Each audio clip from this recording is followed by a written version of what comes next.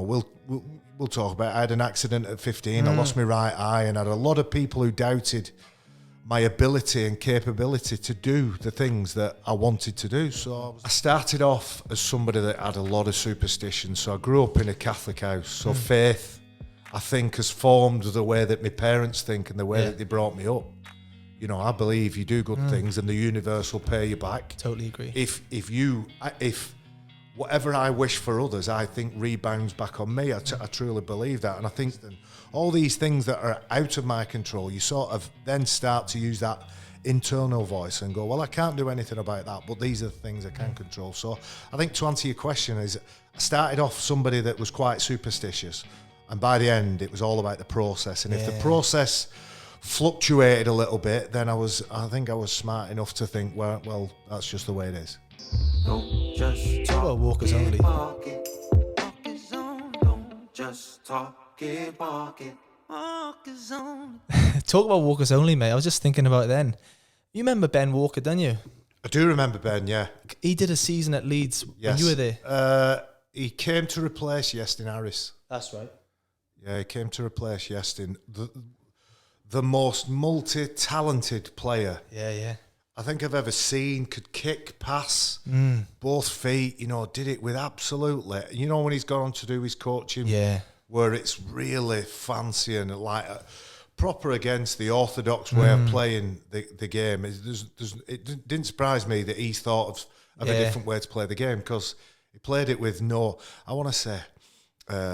consequence to what he was doing. Even if you were stood at the side of him, you thought, I don't actually mind him doing what he does, because he's going to get it right 9 times out of 10. Yeah, it's interesting. So talk about him like that, because so when I left Leeds, I went home, got my knee fixed, and I went to Australia, and I lived with Ben for 3 months, the first 3 months, and it was his brother, they were like 2 co-head coaches. Or it was Shane. The other one, Shane, yeah. Chris actually come back and played a little bit at the end, but they didn't have much TV on in their house. Never had, so the kids would always be out in the back garden playing. Yeah. And they would put these drills in place, right? So, and we took it to pre-season training where they'd put like a load of cones, and they'd be like, all right, that's Granny's pots. Don't run over the pots. All right, there's the mower in the way. And you got to get around the mowers while you're playing against your brothers. Yeah. And you had to think outside the box a lot then. Yeah. And they would do these drills at training, and they're really simple, but you had to think. And it makes sense now if you ever see Sam Walker playing for the Roosters. Yeah. He's very much an off-the-cuff type of player. And that type of player in the game now, when I think about what we've got in the British game, so I remember the era of Sean Long, Yestin Harris, who I talked about then, Lee Breers later on. These players, and there were many before my era. Yeah, yeah. Because everybody played touch and pass as a warm-up to training. And I think that instinct that they forged through, an old fella saying, come off my shoulder here, or we'll run outside there, or I'll just give it inside there, I won't look. Those little habits that formed playing touch and pass for 20 minutes, half an hour, they then became part and parcel of what they did in the game. And then, during my time, it moved from that to structure, to discipline, to something like what we see now, where it's all out the back, out the back, out the back, and it's all very formulaic. And it'll be the player that everybody likes to watch, everybody enjoys watching, will be the ones that are just against the norm, and that real instinctive player. Who would you say those instinctive players are now in the game? Jake Connor's one of them. Jake Connor, he probably gets it wrong as much as he gets it right. Yeah. But when it does go right, he's exceptional to watch. It's a good question, that. So let me think about Leeds. Leeds have probably Blake Austin's their version of that, but I think he's more of a physical, off-the-cuff type of player. Wigan have Bevan French, Jay Field. I think they understand what they're doing. I don't think anybody else really sort of knows what they're doing, but has the ability to react. Jack Wellsby has got a little bit of that in him. I think everybody would want one. Yeah. But they're still trying to bring them back towards the pack. But yeah, we haven't seen an out-and-out flair player for a long time. Maybe Breezy with the last one. He's a freak, yeah, good lad, Brazy. Good lad, Brazy. And I'm delighted for him. I'm really pleased to see where he is in his coaching journey now, because he's at Brisbane. He was at Wigan before that. He was a bit stagnant at Warrington. Everybody sort of think, in my opinion, I know Brazy enough to know how he felt, but I also know how people felt about him. He was just on the shelf of, he's a good lad. He is. You know, he likes a fun time. You know, we've all got a story about Brazy, but what he's managed to do is really tap into that side of his brain that understands there's the left and the right side of the brain. I know you're a really deep thinker. I'm looking forward to listening to some of your stuff, Ollie. I'm fascinated with your journey, but he's both sides of the brain, Brazy, and he can adapt and emotionally think, but he's also got the ability to break a game down in a really cold way. That's right, that is. It's interesting to say that. It's just funny how some people can just turn it on and off like that. Like, even if you broke it down to people before a game, right? There's some people in changing rooms laughing and joking and till literally getting on the field. Then you got other people then I've got to be focused probably the day before, what they eat, what they wear, what sock they put on right, and got to have everything down to micro right, beforehand. If I was to reflect on you and in your career, were you very much that type of mindset? It had to be very structured, or were you very much like, put my boots on, I'm ready to go? I started off as somebody that had a lot of superstition. So I grew up in a Catholic house. So faith, I think, has formed the way that my parents think and the way that they brought me up. You know, I believe you do good things and the universe will pay you back. Totally agree. If whatever I wish for others, I think rebounds back on me. I truly believe that. And I think, faith and God and all that's wrapped up in it. But fundamentally, it's about being a good person, because 100%. Most of the time, things will come back to you. There's always going to be bumps in the road, but that's life. You just crack on with it. But when I first joined the professional, and it was semi-professional at first, there was a lot of things that were out of my control. But gradually during that 15, 16-year period, I wrestled a lot of it back. Preparation, if I did my preparation, if I focused on, at the back end, we didn't think too much about diet and stuff. We were just piling a plate of pasta or eating a jacket potato, and you thought that was it. But later on, towards the back end of my career, not sports science as such, but definitely listening to some of the educated minds around me, I started to wrestle a little bit of that control back. So then I became a switch flicker. So I could then get ready within 10, 15 minutes of the start of the whistle. And, it's funny, and I love him to bits, and I'm sure we'll talk about him. But little Rob became my little partner that we'd just been messing about with the ball. So much so, we'd have to be in a different part of the changing room because we were just pissing about all the time. I'd enjoy winding him up, and he'd be winding me up, and we'd just be flicking a ball to one another. But for a large part of my career, the process that I followed pre-match was really regimented. But then when you go and play for Great Britain or, Ireland, and the facilities aren't the best, and all these things that are out of my control, you sort of then start to use that internal voice and go, well, I can't do anything about that, but these are the things I can control. So I think to answer your question is, I started off somebody that was quite superstitious, and by the end, it was all about the process. And if the process fluctuated a little bit, then I think I was smart enough to think, well, that's just the way it is. Yeah. I like that.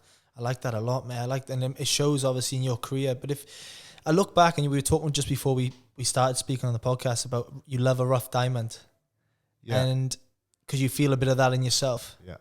Coming from Oldham, playing for Oldham, and moving from Oldham to Wigan, and then going obviously over to Leeds. There's obviously stepping stones there. Was it ever a feeling of the way I suppose the word's belonging, like from where you've come from and upbringing? I wouldn't say you've had the hardest upbringings, but just when you talk about being a rough diamond as such, would you ever see that in your journey as a player?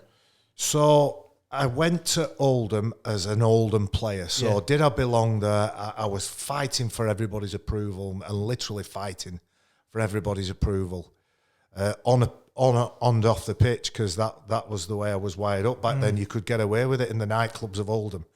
I only got caught out once or twice when people actually found out what I got up to. But when I went to Wigan, that cost me my time at Wigan because I couldn't behave really, essentially. I couldn't do the right things off the pitch. So then when I went to Leeds, belonging's a really good word because I feel like I wanted to belong to a successful family, values, and what I found at Oldham is it was about being a member of the community. Yeah. It was about representing the 4,000 people on the terraces, because we got 4, 5, 6,000 people watching us Oldham in big games.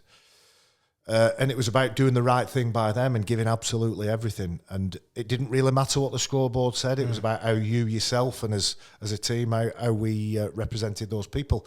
I went to Wigan. It was all about winning. It was all about performance. They won everything they touched. And if they didn't win it, it was because they'd either had an off day or they'd switched focus to something else. But then when I went to Leeds, I felt during my time those two things merged. Gary was a big part of that. He believed in sending us out to the schools. I'm not close to that extent now, but at different times in my career, there'd be anywhere between 300 and 500 personal appearances by Rhinos players, whether it's schools, whether it's, going into hospitals, or whether it's going into amateur clubs. And during the back end of my career and then post-career, I took a lot of that responsibility on. And you'll remember, Ollie, we went cleaning places up, didn't we? And I thought that would give everybody that wore that Leeds Rhinos badge a real sense of people respect it when we go over and above. And I thought that was a valuable thing to teach people. And you'll remember going into the prisons, won't you? Yeah. And what a day that was. And I'll let you into a secret now. Can you remember the time of year that we used to go? No, when was it? I can't remember. Right, so good mate of mine, Daz Fleer, who you anybody that hears me talk about favourite teammates, Daz Fleer, and my old front row partner, really unselfish bloke, works in the gym at Armley Prison, which is the big building in Leeds. And Steve Fox, who's left now, he came onto the coaching staff at Leeds and he's gone to Huddersfield. So I'd liaise with those two blokes. We'd take you on a Saturday. If you remember, we'd do the hills in the morning. Correct. We'd go to the prison, have a bit of a tour. A couple of the inmates would do some talks. My name's Jim. I've gone on a night out. Yeah. I've whacked somebody who touched my missus on her ass, and I'm in here for 5 years now. And loads of really deep-rooted stories that would have connected with everybody. Then we'd have a bite to eat, and then I'd wave you off. It was the Saturday before you finished for Christmas. So I knew you were all going out. I'd be like rubbing you on the back, going, "Go on, lads, enjoy that." I'd be like, "I don't really feel like going out now." We were all deflated, I think, after that. Yeah. So, but I thought that was important. And again, there's more than one way to skin a cat. You can't stand up and say you must not do this. No. But just to drop those little things in people's minds, because I made mistakes. I made lots of them. I'm still making them. But it's important you learn from them, innit? Definitely, mate, definitely. And it's probably something I should share before to the listeners. So when I was younger, I went to Leeds. Barry's actually the guy. You signed me, Baz. Yes. And as an academy player. Can't get it all right, can you? Fucked up there. No, and like you said, when you talk about Leeds and the culture back then, like they've been a great team for years, right? But that era then, you had so many leaders in that team, winning comps all the time. And it was like an honour, even as a reserve player, just to be like around these guys. And at that stage, we'd have like 5 top team, first team boys drop back to reserve team. So every week you'd have an experienced player who's won a couple of comps or might be coming back from injury. And you really think to yourself, shit, like we're lucky to be in this opportunity, and probably reflecting on that now, I probably think, not as if you don't cherish it as much, but probably was you haven't had a deeper reason, a deeper why to play than actually after leaving Leeds. Like I always loved playing for teams, I always loved playing rugby league, but I think you were emotionally connected to Leeds, and we were very much embedded in us. Like this is like you could see the golden ticket just there, and if you work hard enough, that's your opportunity. And but yeah, man, I'm very grateful because you signed me there, and I was up in Bob Pickle's house. Remember Bobby P? I was just going to say Bobby P. So I had a network of scouts pretty much. Or Bob would be my right-hand man in terms of scouting. Yeah. Simon Bell later on, after a few years, but that's right. But it was Bobby P, and Bobby P had a real good instinct, a real good eye for a rugby player. Spotted Adrian Morley and numerous others that had gone on to do lots of good things. Not always for Leeds, but he had a real good eye for a rugby league player. And he told me about you and Jack Pring, and there was a third one. It was someone on trial at one stage. Yeah. Jordan James's brother. Yeah. That's right. So the first time I watched you play for Wales 18s, I think it was, right. And we brought you in, and again, and this is always been important to me within what I did for the Rhinos. So I did 6 years as head of youth, and a network of scouts underneath me. I had maybe 4 full-time coaches, and then another probably 10 part-time coaches that would all sort of report to me, and then at different times, there might have been 60 players. Yeah, wow. So to be at the top of that pyramid, having a real good link with the guy that was running the first team, whether it were Barrie McDermott or Barrie Mcdermott in the later stages, it was important to have synergy, but it wasn't necessarily my job to teach you how to catch, pass, tackle. No. I could do, and I did do, but I thought it was really important to give you that sense of belonging, going back to the word that you asked me about. So I always wanted outsiders. I liked a core of lads that were Leeds through and through, because they'll bang that chest and they'll do it all day every day for next to no money, and those are the players that I think have been the bedrock and the foundation of a lot of the good things that have happened to the Rhinos as a club. And then just because you're not born in Leeds doesn't mean you can't be a Leeds lad. It doesn't prevent you from being Leeds through and through if you're not born in the city. But I liked, we'd get Welsh lads, Irish lads, French lads, as we'd bring them in, because I just liked to sprinkle some different experiences and different backgrounds, different journeys. So you ended up spending time with somebody who's from Cumbria, or somebody who's from Beeston in Leeds. You sort of start sharing stories, and you've got some similarities. You're not that different. But some of the things that have worked for them, you might think, oh, well, I'll have a little go at that. Yeah, it's exactly right. Probably one of the biggest growing up stages in my life. You're still a teenager, but just living away from home and living obviously with Bob, and then getting to know, like you said, different cultures, bit different backgrounds. Who did you live in the house with? Were you always in Bobby's house? I was always in Bob's. I was about to move out, I think, in this Brad Singleton's house, and then not long after that. That was my house, that. Yeah, was that your... Should we go down that path? Was that all right? Well, and again, I was lucky through my career to have some different opportunities, and I was a builder, so... investing in property and investing in myself and all those other things. It was something I felt, if we had a house, so I had to get the finance department at the Rhinos to agree to it. If we had a house that had an understandable landlord, we could stick 3 or 4 rugby lads in that house, leave them alone. If you remember, it was right over the bridge. I've still got it. Yeah. I won't give the address of it, but it's not full of rugby lads now. No more. Yeah. But and it worked, didn't it? It worked, and that mixing, melting pot, and it became a hub for everybody. There was a year, I think it was Elliot Minchella. I think Elliot was living there, and the boys had gone back and absolutely smashed it to bits. So that cost all of them a bob or two. They all had to put together for the damages. But I thought it's better to me have that safe. It's better for me to have that safety net and catch all that nonsense and deal with it our way, and have somebody that could in-house sort of thing. Because that's one thing I like. Obviously, we've gone off topic a bit here, but you're a really versatile person, mate. Like you've had multiple careers. I mean, not just rugby league. Like a lot of people think Arnold Schwarzenegger, I just need to excel at 3 of them like he did. It's brilliant, that documentary. I've seen it. Unbelievable. Yeah. He's just got a mentality of what's next. Yeah. What else can I master? Single-minded mentality, and I've got parts of that. I have, but right in the background, and the thing that drives me, the thing that drives me forward each and every day is I want to celebrate whatever we're doing with my friends and my family. And we were talking about, I've always got a nice tinge of orange because you're looking brown. Man. Yeah, I like to go away. I structure my working life around So the biggest part of my week is Sky. This morning I've had to watch 2 games because I didn't get a chance to watch them yesterday. But by the time we've got to the end of Tuesday, I've watched all Super League fixtures. Wow. So some Tuesdays, most Wednesdays, some Thursdays, I'm involved in some of I'd put it under the umbrella of business solutions. So it's lots of finance and funding elements of what goes on with SMEs, small to medium enterprises, and I enjoy that because it's completely separate to rugby league. But what it does is it allows me to use the tools that rugby's give me to make the people that I know, the people who I gain that professional relationship with, make them a little bit better in what they do. So versatility is absolutely the key to life, Ollie, because we're only here for a little look. You might get 85 years if you're really, really lucky.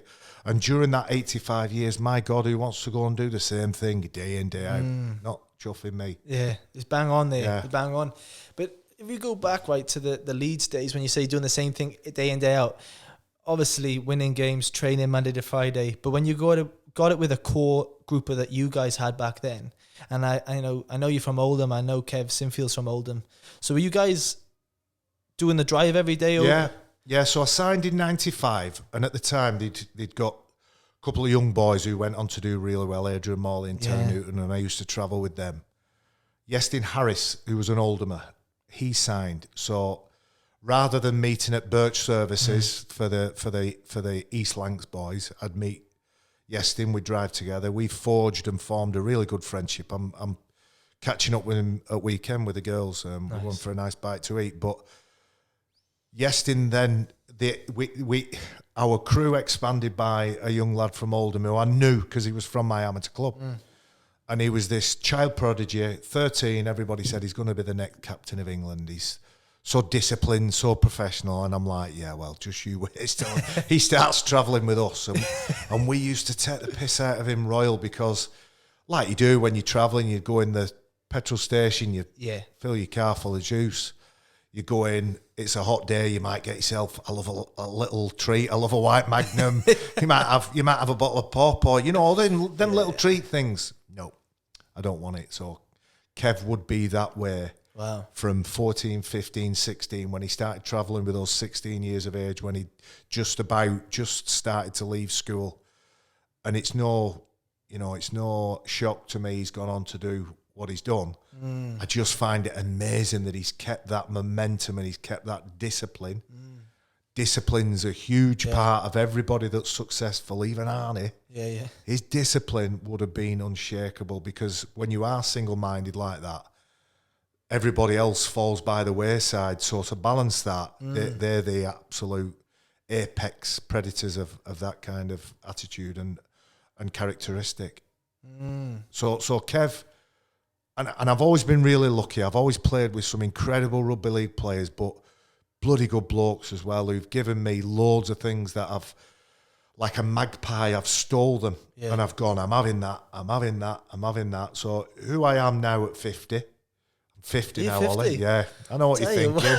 I know what you're thinking. That's hand, those teeth, mate. Yeah, they're good teeth for a 50-year-old. Just good brushing, Ollie. Yeah, I'll have to take note. Yeah.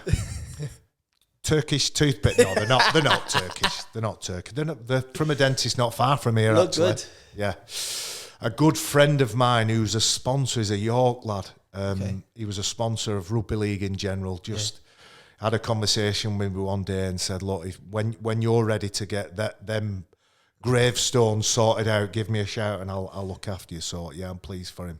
Nice. Sorry, I'm pleased he did that for me. Yeah, nice. So going back to the people who I've spent time with, I'm a mad note maker. Love that. I've got reams, I've got books everywhere. Everywhere. Full of shit, full of nonsense that I can't remember what it means, but I just try and record things, I just try and remember things. Back in the days of the late 90s, early 90s, we'd be given a file of facts at the end of the year. Okay. And you'd sit in your meetings and you'd make notes in your little file of facts. I bet you don't even know what a bloody file of facts is now, yeah. It's a ring-binded A3 size booklet type thing. I've got loads of them still up in my loft. Now and then I'll have a mad moment. I'll go up and I'll read it and I'll think, oh, yeah, I remember that now. So I do think that being aware of the people around you and understanding what they can give you for you to take away, you know, that's important. I'm also a generous person, and I'm happy to tell anybody and everybody what's worked for me. And if it can help you, then fair play. If it's not, then don't judge me. I totally agree with that. But then there's a fine line between that as well, because I think some people then not the handout word, but I think you've got to figure out your own fuck ups on the way. Like, if you don't learn them, you're gonna they're not like, oh, they're setbacks, they're learning curves. You know what I mean? Yeah. If that's in business, if that's in rugby, if that's in life, like, you've got to sometimes experience those hardships. Yeah, because if you're afraid to make a mistake, you're never going to push those boundaries, are you? You've got to put yourself in a position. I think about the job that I'm doing now in regards to Sky. I made a mess of so many of them early experiences. But just to have the courage of my conviction to keep turning up, keep stepping forward, and keep saying, I'm not sure I'm going to be able to do it, but I'll have a go. Love that. And you know, I've been doing it a good chunk of time now. It's maybe 14, 15 years I've been doing it. Still learning. I'm still listening. I caught up with my old boss yesterday, and there was my old boss, Eddie Emmons, Terry O'Connor, and myself. We had coffee and a catch-up. We do it once a year, just a bit of a what have you been up to, and people like Eddie Emmons and Steve-O were really good with me. Wow. When I first turned up, they imparted loads of knowledge, loads of experience, loads of advice. I listened to some of it, not all of it, but I was grateful to them both for all of it. And Eddie's still trying to tell me what to do. He's still picking holes in everything that I do, but why would you not listen to a man who's been that good at something that's a really unique skill? That's one thing I want to ask you as well. I could go down the rugby route and we could talk about rugby. I'm going to ask you one question, because I know you just said, I've always seen you, and you've always probably been to some people the enforcer. And I like that. Whenever I go on YouTube, type in your name, just a bit of motivation, just see you just flying out the line and just getting into people. And is that have you always got, all right, I'm in ice hockey, they have that guy who just comes out and just goes guns blazing to people? Don't know is the answer. All I can tell you is I'm a July baby, so you understand the quartiles, don't you? The way that the year's divided up, 4 different chunks. Yeah. And if you're born in the first one, maturity comes quicker to you. You'll have a little tash and a little beard, and you'll develop quicker, deeper voice, and you'll have more confidence. And those typically, athletically, are the ones right at the front of the queue. So the further back, July, August, babies have to fight really hard. So from day dot, I was fighting. My school was predominantly a football school. So in my school year, when we played rugby league, I had to play a year up. Yeah. So effectively, I'm playing 2 years up.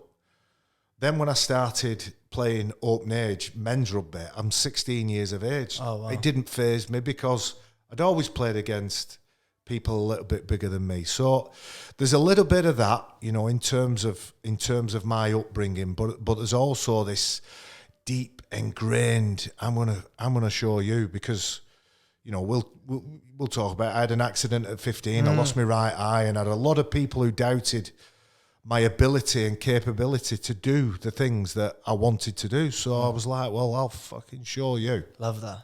And if you don't think I can do it, then let's have a little dance. But in the different teams that I played in, I was never the biggest, I was never the toughest, I was never the strongest.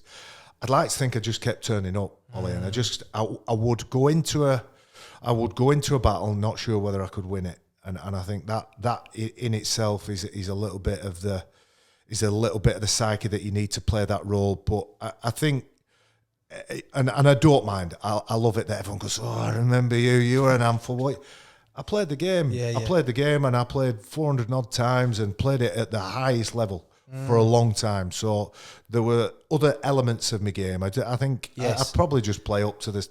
I play up to the dirty bastard a little bit too much, but Ben Walker said this to me. He goes, people recognise Barrie for that side, but he said he had some really good sleight of hands, ball playing and training. You'd pull things out your ass, and he was like, you know, I think that, like you said, because they see this version, they don't actually not as if remember, but that's smudged over. It's not as glitzy in Hollywood, is it? But so Ben having that ability to instinctively know where the ball's going to be. We only trained maybe 10 or 15 times together before he started saying to me, look, if I'm on your left, I'll shout. You don't even have to look at me. I'll just find the ball. And we started to develop that. When things started to go wrong for him at Leeds, he became homesick and wanted to go home. And I think Northern Eagles was his next club after the Rhinos. And that's the direction he took. But he had bloody big shoes to fill because he was effectively replacing Yestin Harris, who was a club legend at that time. So yeah, listen, I played the game. I loved it. I won everything there is. But what I'm more grateful for is the friendships, the bonds, and the lessons that I've been able to take forward. I like that. This is the next topic I'll go into then.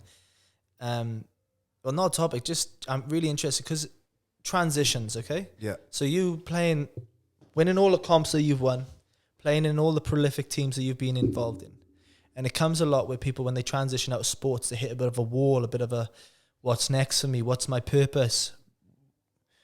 And I think, you know, now you've got things in place. They've got like rugby league cares. They've got plans in place for a lot of transition out. But back then, when you retired in the 2000s, I don't know if it was in place as much. How did you come across, how did you find the transition? Easier than most because, and I'll be eternally grateful to the club, they found something for me to do.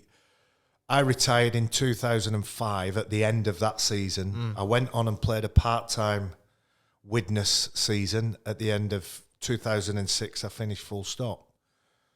I was still coaching. I'd coached since I was sort of 23-year-old, 24-year-old, because it was a way for me to keep in touch with my mates at Waterhead, which was my amateur club.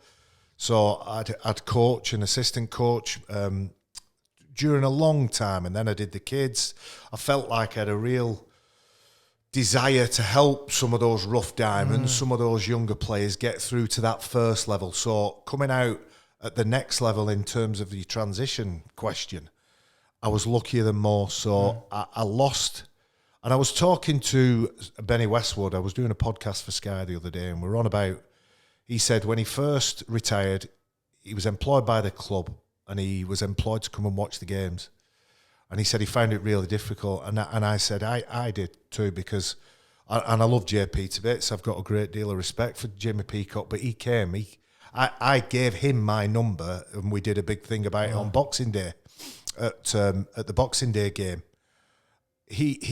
So I'd done 10 years as a number 10. I gave him the number 10 and was incredibly honoured to do that for him.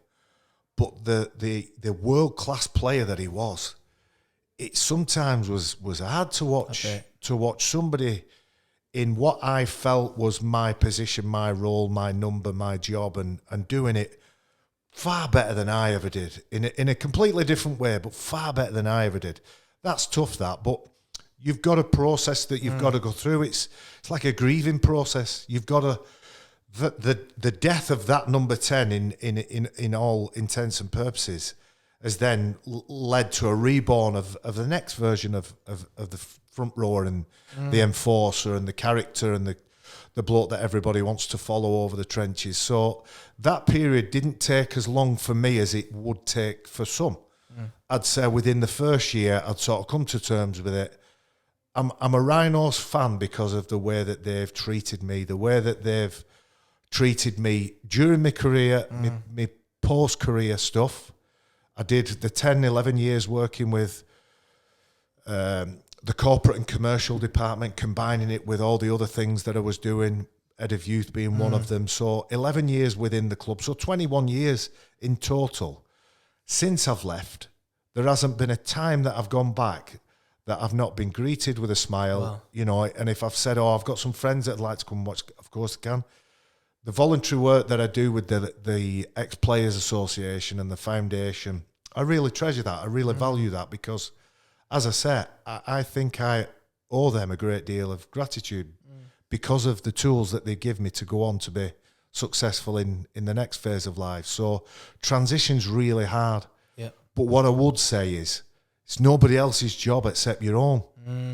You're in charge of your own destiny, and you're in charge of that transitional part of the next phase. Because people say, oh, you know, he's 35 and he's retired from rugby league, and you're not retired from anywhere because you've just got to get another job. Yeah. It doesn't pay you nowhere near enough money. You'll know this better than me. My best days, my best contract was my second to last contract, and it was £60,000 for the year. Wow. In a period of time where everybody around me would probably be on a little bit more, a little bit less. I was just above the middle, but I didn't care because it was enough money to pay the bills, get me through the week, and I just loved playing at Headingley, packed crowd. Like you say, it was at the beginning of the period where we were winning all the time, so we won most of the time while I was there. At the back end, we won nearly all the time, and then the good times started to follow from that. So I do believe you've got to take charge, take control, and be the captain of your own ship. Don't expect anybody to do it for you. But as a sportsman, take advantage of everything. Say yes to everything, whether it's a night with sponsors or whether it's a little bit of a qualification that might propel you to that next industry that you go and work in.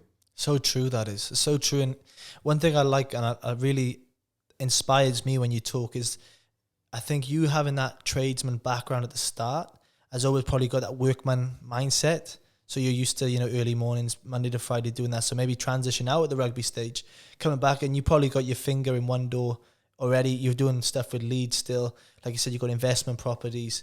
Like you're always thinking, you're always on. And I think, like you said, opportunities if it comes to doing corporate meetings or sponsorship dinners, or, some players have an individual sponsor, keep in touch with them. It's just inspiring for me because you're probably thinking outside the box more than the average person does. And especially probably back then as well, Baz. Always say yes. Yeah. That's my advice. Always say yes. And a great friend of mine, Chris Gibson, gave me a really good saying. You just never know what can come from a cup of coffee. So in my mind today, I get a random text from a no mark from years ago. Have you got an hour on a Tuesday afternoon? Yes, I have, Ollie. Yes, top man. Yes, love I have. that. Because you just never know, and at the very least, it'll help you. If I get something out of it, then I'm happy. But as I said before we started recording, and you've got a rugby league understanding and maybe a rugby league background better than I could ever imagine. But I think the rugby union boys do it better than the rugby league boys. And it's one thing that I used to say to players while I were playing post-career, and I'll say it now, if you're a young player or even a player in his mid-20s with a polo shirt with the crest of your club on, and you're in a room full of sponsors, you have earned the right to go up to somebody, shake their hand and say, hi, how are you doing? I'm Barrie. Nice to meet you. Take away the awkwardness of whether they know you or not. You're in the club's gear, so chances are they'll recognise the fact that you are a player, shake their hand and ask them what they do, ask them who they are, and try and get a rapport with them and try and understand who they are, and maybe there might be something for you, but it might not be that person, it might be somebody else. When your name gets brought up into a conversation, they'll say, I actually met him the other day, what a good guy. Yeah, but that's interesting, I think, because even with you, Baz, like the person on the field, they might think, fuck, he'll intimidate me to come speak to you. Then when you come speak to you, totally different persona, perception of what you think of the person. And even at my maddest, even at my absolute peak, I'm still just a normal lad. I'm still just Barrie. And when I was at my craziest, I'd maybe have had 2 kids. So I'd be fighting in lumps on the pitch. And then I'd walk in the bar and I'd be, pushing a pram, or I'd have a baby in my arm, and that release for me kept me the right side of the law, I think, because the way I was going when I was in my teens with the people I was surrounding myself with, I might not have had, I might have been one of them talking to you on a Saturday afternoon before Christmas, before you go on your lads' night out. Yeah, but I'll tell you a little story actually. I played against St Helens in a semi-final at DW, JJB back then. And my mum and dad went to watch most home games, if not all of them, but very few away games, only the big ones. So my mum and dad have gone to this game, and Saints were great back then. Kieran Cunningham at his absolute best. And I'd had a bit of a shocker, and they'd in the game plan, they'd planned for, as soon as Barry gets 1 or 2 defenders around him, he's going to turn around, he's going to find an offload. So we need a 3rd or even 4th defender to just try and work a little bit harder to either stop him offloading it or get the ball if he does. My first 3 have gone to Paul Sculthorpe, I don't know, bloody, it was St Helens players, or I couldn't find a gap or a space. So my game, I was off in my game, I was cranky.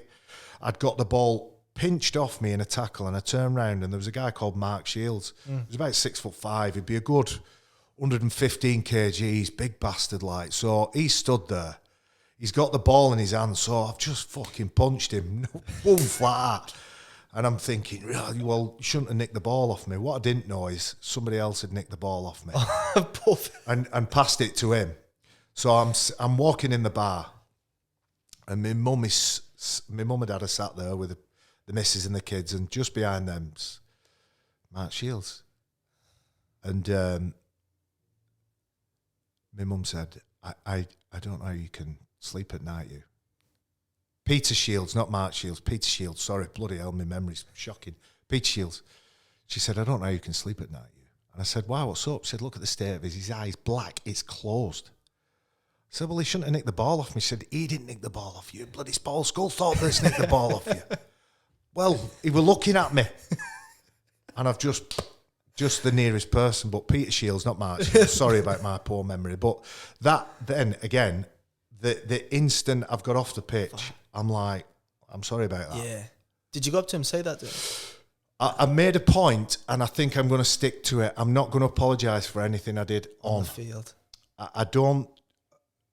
I think, and it's contentious now, isn't it? With all the, I was telling you about my body's a bit of a state now, but all the concussion stuff, and I dare say I'd be responsible for a few concussions in my time. So, yeah, I'm going to stick to it for now. I'm not going to apologise, because I think to myself that we all played the same game back in my day. It's not my fault. I were a bit better than everyone else. Just the way it is, isn't it, Baz? Of course, yeah. You had your chance. I want to ask you as well, mate, Stuart Fielding and you. Yeah. I don't know if you boys if you a sound or anything now, but you boys used to go at each other. Well, you used to go at him a fair whack. Was it always just something it was on when you got on the field, or? Yeah. Yeah, it was, yeah. Because he was a very good player, and there was a period of his time, 16 years again, he was the best player. Yeah. He was the best forward in the world, not necessarily the best player. He was the best forward in the world. So yeah, I knew he was a good player. I knew, he was important to Bradford, but he was one of 4. Well, he was one of 4 players. They used to have the awesome foursome. Yeah. Big Barrie Mcdermott, there, Paul Anderson, Joe Vagana, big human beings. But he was the one, I think, that I enjoyed, because he didn't back down. The other 3, Brian Mack, who, as we both know, is an intimidating fella. Me and him would have a clash. Wouldn't last very long. He'd look at me, I'd look at him, and I think, I'll probably stay away from you. Big Baloo, I had in my back pocket, and Joe Vagana were that big. Yeah, wow. It was just hard to dominate him, because he was like a barn door. Yeah, he was right. Honestly, he was 3 foot wide. To get your arms around him and knock him off his game took a lot of energy. So with Big Stu, who's about 6'3", 6'4", about 105 kgs. He was manageable for me. So we struck up that little friendship stroke frenemy, partnership, and I enjoyed it. And I don't think he has the same recollections as me.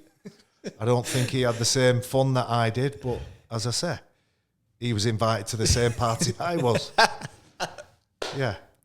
Oh, I love it. I absolutely love it. People loved it at the time, and I do. To be fair, Ollie, I do get a lot of people say, I used to go to them games, and I used to, we'd only be watching one thing. And I do think the game would benefit from a little bit of that. I just think in 2023, we'll never go back to it. And it's a shame because there are some elements of it when it's gladiatorial and one-on-one like that. There are some elements of it that it's why I started. I love me combat sports, love boxing, love MMA a little bit more than boxing because with MMA somebody's getting knocked out, aren't they? Do you watch it quite often? I do. I haven't watched Weekend yet. Volkanovski and I haven't watched that yet. Who did I watch last? I was watching one the other morning. It was the South African who beat the Aussie. Whittaker, yeah. Duplessis against Whittaker. Great fight. Yeah, I wanted Whittaker to win. Well, he's only that far off being a rugby lad, so is Volkanovski. So I tend to shout for one of them, but I'm an underdog. Do you think as well? Like I remember we'd have Baz Bash sessions at Leeds, and we'd be doing a lot of tackling, but a lot of wrestling. And there's so many things that implemented in our tackle and wrestling, where you keep your hips in tight, head dug into their chest, where they try and get as tight as possible so they can't move. Yeah, and then you see it in the jiu-jitsu side of MMA. You just think maybe Volkanovski's picked up a lot of. Even the way rugby tackled the guy on the weekend. I'm spoiling it now for you. Yeah, without a doubt. It's a certain type of individual that plays our sport. So he could lend himself to, fighting bulls or, having a shield and a spear in the old days. So it's a very specific individual that plays our sport. I think those guys are... the exact same person. They're doing it on their own. It's a one-man sport rather than a team sport, but I'm sure he'd have been successful at whatever he put his mind to, Volkanovski, because he's pound for pound one of the best, if not the best. He's a great individual to look at, to watch, and to appreciate for what he is. And he's only... I don't know what his height is, but he won't be much taller than you, will he? He's 4'8", 4'9". I think he's scratching it. Yeah, he's scratching 5. Yeah. He's a warrior, mate. So taller than you. Just mate, just. But he's always punching above his weight, isn't he? He's the boys he's fighting. Absolutely, way taller. I love it. And that again, I think there's many different forms of toughness, and Rob Burrow had one of the purest because everybody was bigger than him. Everybody was bigger than Rob, and he didn't care who they were. Yeah, he jumped up as high as he could and smashed them round the knees and dropped them. Who was that video? I've seen it. I was watching it live. He tried to fight. He had a fight with that Tongan. Epihame Luake. I think that's how he pronounced it. And he's swinging for him. I thought, fair play. So let me tell you that story. So at the time he was coaching the foundation, which later went to be the scholarship. Him and Carl Ablett, Jamie Jones Buchanan, I'm not sure whether JP had a little bit of a role to play somewhere. But we had the 4 of them helping out with the under-16s. And I always spent a lot of time with Rob, loved his company. And I was like, and he kept getting taken out off the ball. If you remember, he was wearing head guards and sort of getting quite a few unnecessarily late shots. And I said, the next one that does it to you, don't fuck about, stand up and put one on his chin. And he's like, oh. And I said, because no big man worth his salt is going to hit you back. He's just not, Rob. Nobody's going to hit you back. Not unless they're a 4'8" player like you. Not unless they're Ollie Olds. But nobody's going to hit you back. And it'll just draw a line in the sand. Yeah. And and I loved it. It was a Challenge Cup game, so I wasn't working on it. So I was sat there going, get in there, lad. Get up, boy. So yeah, tough Roy, and tough Rob, and it's inspirational to see where he is now, and the fight he's still got in him. It's sad. I mean, obviously it cuts everybody deep, doesn't it, when you see him and he looks poorly, but in himself he's still got that fighting spirit. Obviously, you guys have got a close bond, but when I was in the academy, someone always give time to us. Like, he'd always come in, Ollie, how you doing, mate? And you're like, you remember my name, sort of thing. And that's the little things you remember about people. But talking about going against all the odds in science, like, you have to be X amount size, this type of caliber of player, and he just defeats all the odds, you know what I mean, the way he plays. But I know, obviously, a lot of the illness he's going through right now. And I know you're deeply close with him, and it's a group of you, and you've done a lot of charity events for him, and you've been massively involved. How does that... the perspective on it must shift everyone. Like it hit everyone. It's not just it's hit Leeds, but I mean, instantly, if I reflect myself, whatever you might be going through right now, whatever someone's going through right now, it makes you realize what's real and what's not. What are we actually worried about right now? When you look at Rob's situation, you go, fuck. What's important to Rob is his family. Those kids of his, he dotes on those kids. The way he speaks about Lindsay, the way he treats his sisters, his mum and dad. Not at any point, and I've said this recently, that I see him every couple of weeks. I text him every few days. We'll chat shit. We'll throw Alan Partridge lines at one another and Mike Bassett lines and all that stuff. But every now and then, you know, you just take stock and you think, if he can still have a smile on his face with everything that he's going through, there's nothing for anybody to complain with, and without being too dramatic. And like I say, I'll go and see him. First question, I'll walk through the door and he'll say, "Hey up, big nose, how are you doing?" And that's him. His first question is to see how I. Well, his first statement wraps up in an insult, but it's always, you know, how are you? And that's what he wants to talk about. What's going on in your life? And he'll ask about Billy because he coached Billy, my son. He'll ask about the girls, and then, you know, eventually we get back onto Partridge and Mike Bassett. But he's just an incredible human being, and the impact he's had on so many different people, and people who know nothing about rugby league, know nothing about Rob Burrow and Leeds Rhinos prior to his diagnosis. Now, A, who Rob Burrow is, and B, who Kevin Sinfield is, and I'm really privileged to know both of those blokes, inside out, back to front, and they are as impressive as they look. And people ask me how you categorise, how you sum up, how you summarise those two people, and they're just one-offs. They're just incredible people with selfless attitudes that want to make the world a better place. It's powerful, isn't it? Yeah, it really is. It's as if it's brought rugby league closer as well. Like the community is just. I think it has as well, because I don't know, they watched the Huddersfield game, and it was the Rob Burrow That's right, yeah. family takeover day when I got covered in grass. That's right. Yeah, good fun. And do you know them kids, we rehearsed that once in the afternoon. Wow. And they did a full sort of 15-minute segment, and it was on the tannoy so all the crowd could hear it. And it's live to all those people who are watching it as well. They're going to be something special when they grow up. They will, I think, do something later on that will be, you know, incredible, like their parents have done as well. So the inspirational way that he affects everybody, going back to that match, there's no way Leeds were going to lose that match against Huddersfield, but there's no way that you as a man, as a parent, as a friend, as a family member, as a fan of somebody who is that impressive, you can't sit back and go, yeah, I'm gonna applaud that, because that's really special. The way that he's conducted and carried himself is worthy of everybody's respect. It's powerful. It really is. It's inspiring, and it just shows the character of Rob, not just the player, but as a person. He's a warrior as a person. Like you said, the first thing he says when he sees you, it's not about him, it's about you. Yeah. And I think sometimes we might get so consumed in our own thoughts and our own feelings that we actually forget about the real world as such. Yeah. And it's important to have that perspective, isn't it, Ollie? And massively. I'd say you and I are quite similar. You know, I'm driven. Yeah. I know what I want. I'm not afraid to work for it.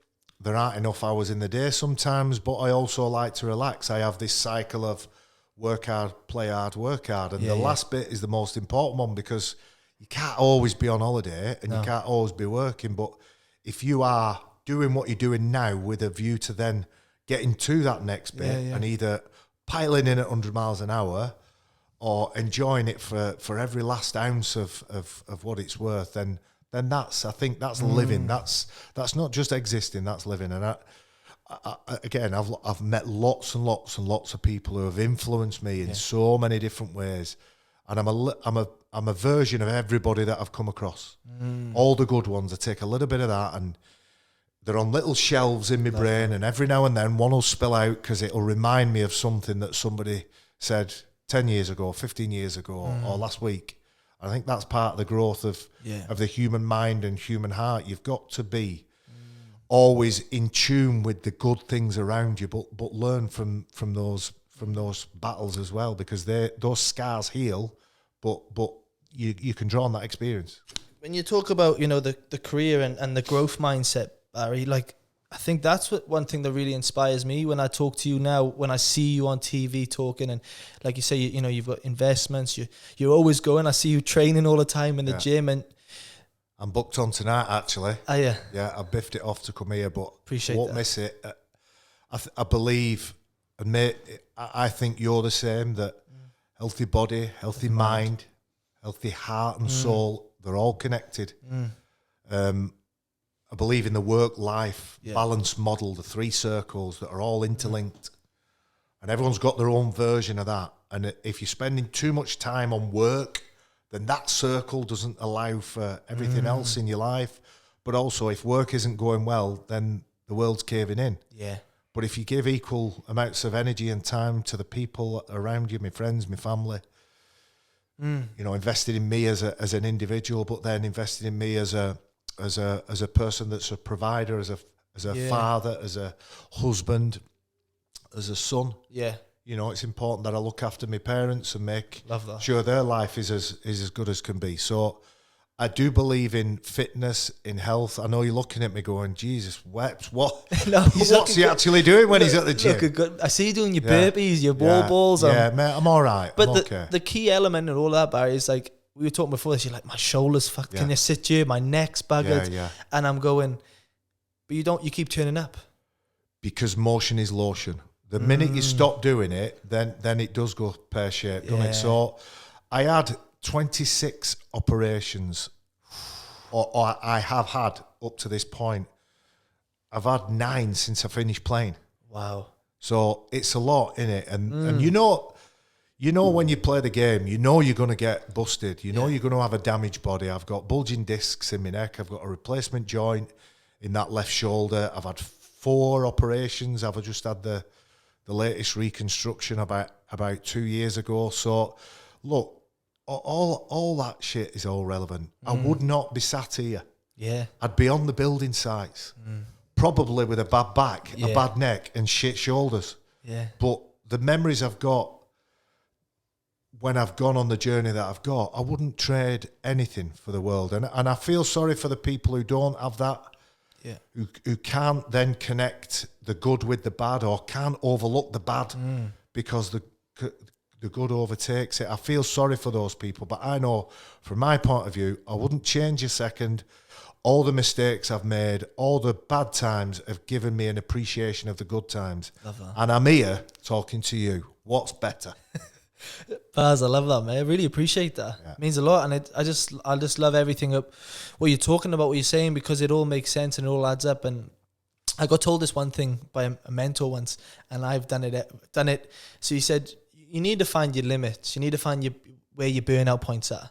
But if you don't ever push your burnout points, you'll never know. Yeah. So he's kind of said to me, he said, in your 30s, you should be pushing your body to extreme limits so that you go, that's me there, I'm fucked. So I need to pull back 1 or 2 places.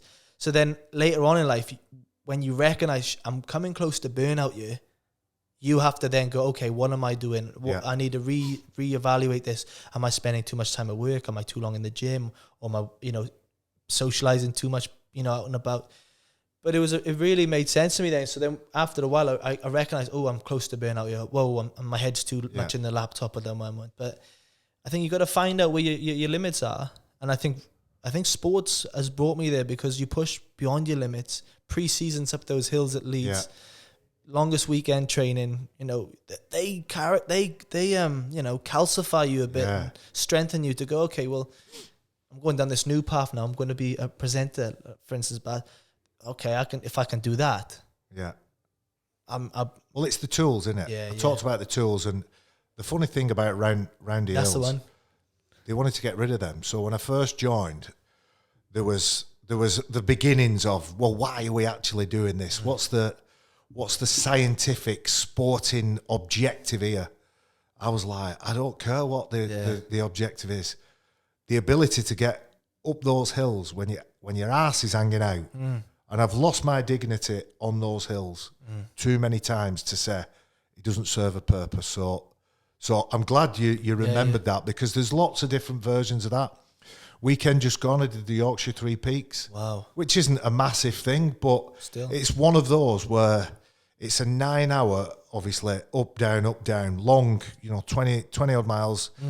It's a real test and a challenge of what your ability to keep going is. Yeah.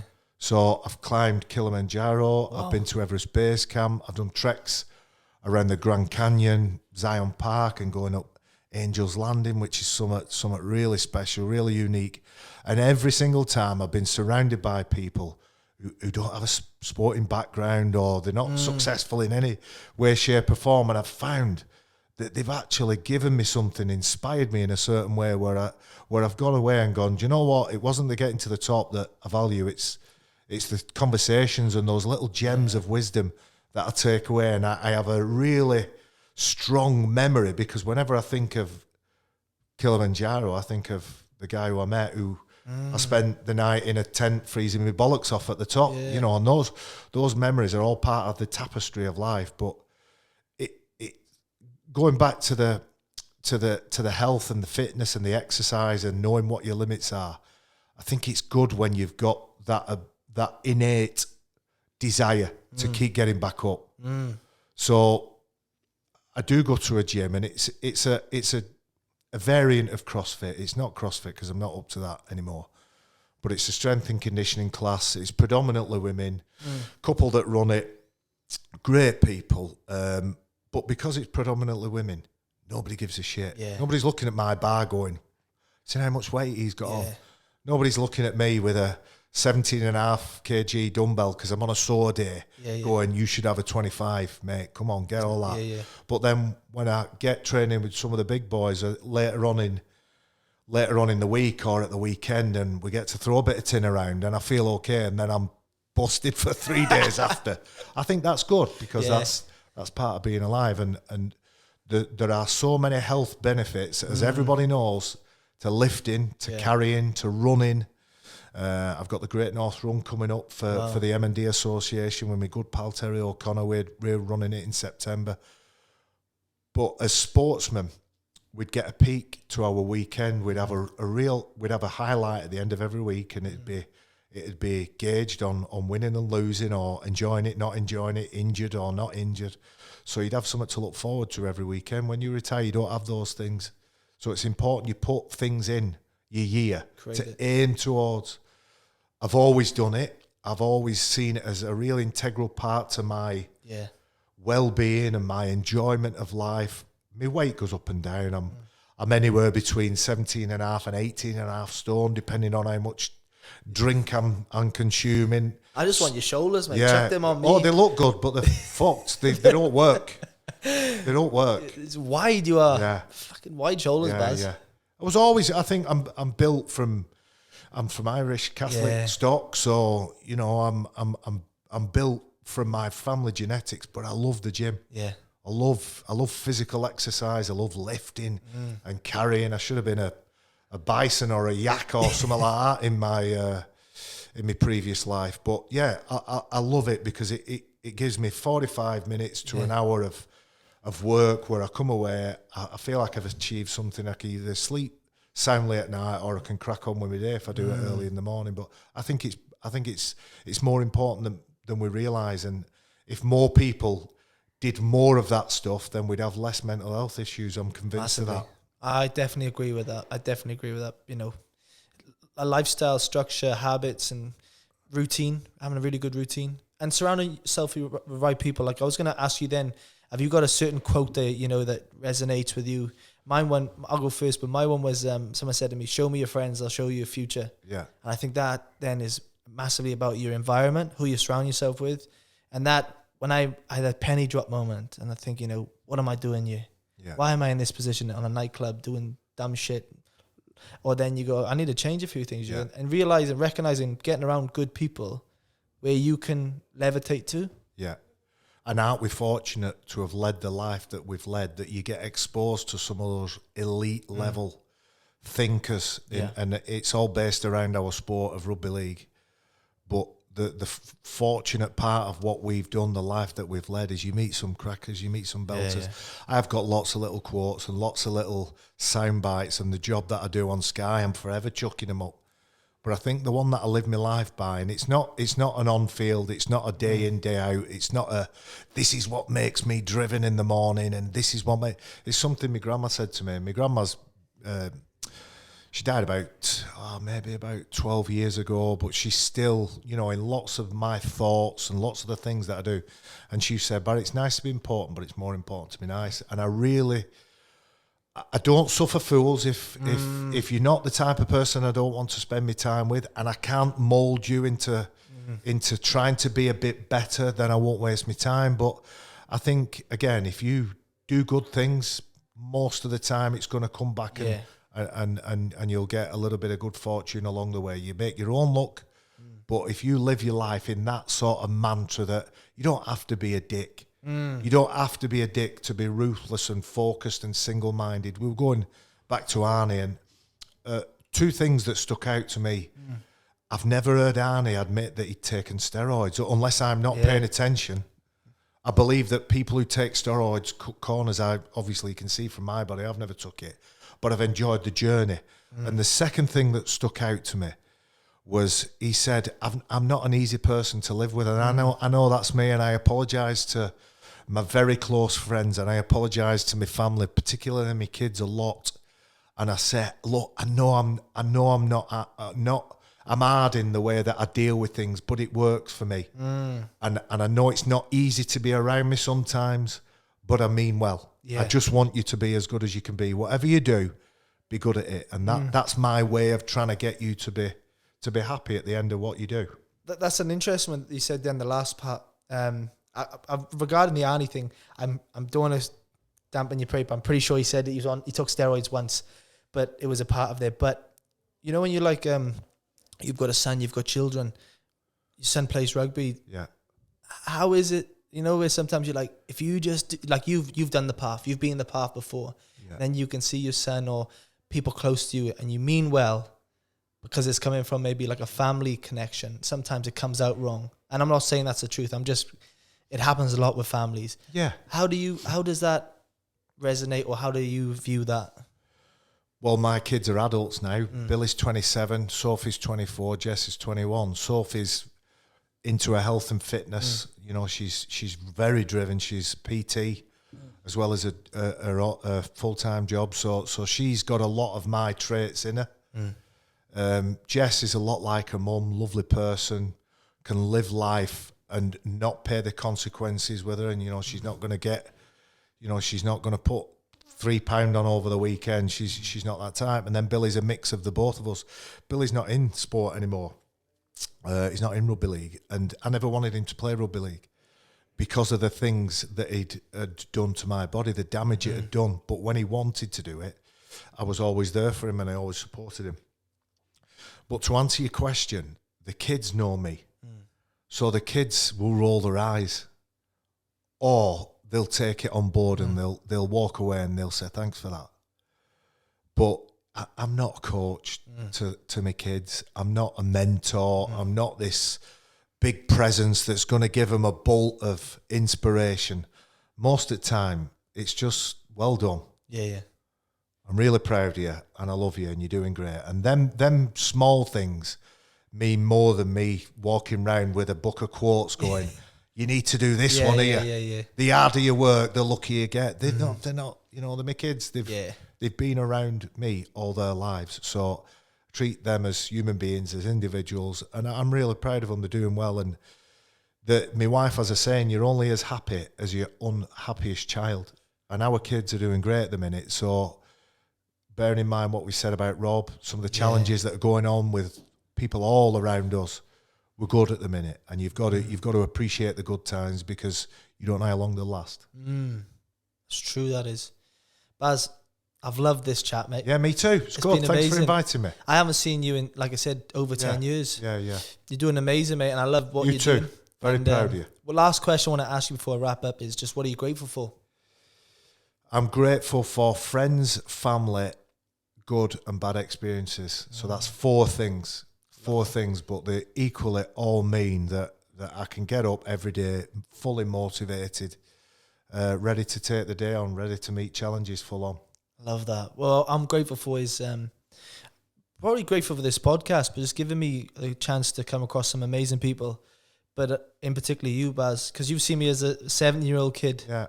And it's as if I've come full circle now.